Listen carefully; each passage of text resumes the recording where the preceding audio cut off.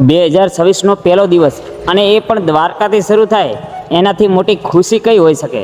તો સવારમાં વહેલા નાહી ધોઈને અમે નીકળી ગયા દ્વારકાધીશના દર્શન કરવા માટે.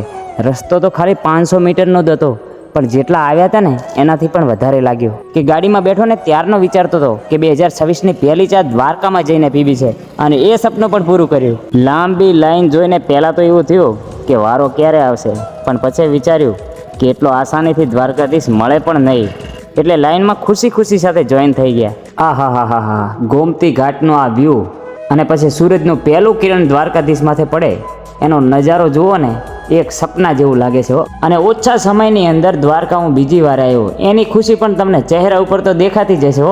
અને પહેલી ફેરે બેટ દ્વારકા જવાનું રહી ગયું હતું, એટલે આ ફેરે તો વહેલા નીકળી ગયા. કીધું પહેલાં ત્યાં જવું છે, ભગવાનના દર્શન પણ કરવા છે અને ફોટોશૂટ પણ મજા આવે એવું અહીં થાય છે. અને પાછું આ સુદર્શન સેતુ પણ અત્યારે ગુજરાતમાં ટ્રેન્ડિંગ છે, ને આ જગ્યા ઉપર કેટલાય ફોટા પડાવેલા છે એ પણ કોમેન્ટમાં કરી દેજો. અને પછી તો આખા બેટ દ્વારકાની અંદર ફરી લીધું અને છેલ્લે આ નજારો પણ જોયો, સોનાની નગરી. પણ મિત્રો, આ સોનાની નથી, પણ એવું બનાવેલો છે મહેલ. અને રાત થતાં પાછા દ્વારકા આવી ગયા. અને જ્યારે અહીં આવ્યા ને ત્યારે સાલું એમ જ લાગે કે પહેલી વાર આવ્યા છે, અને એટલી જ ખુશી હોય.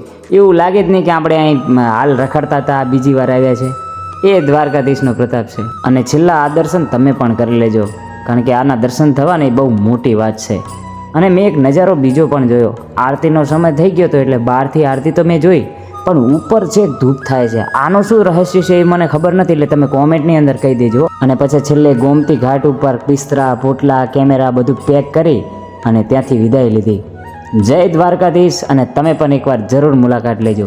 લવ યુ ઓલ ઘાયલ ફેમિલી.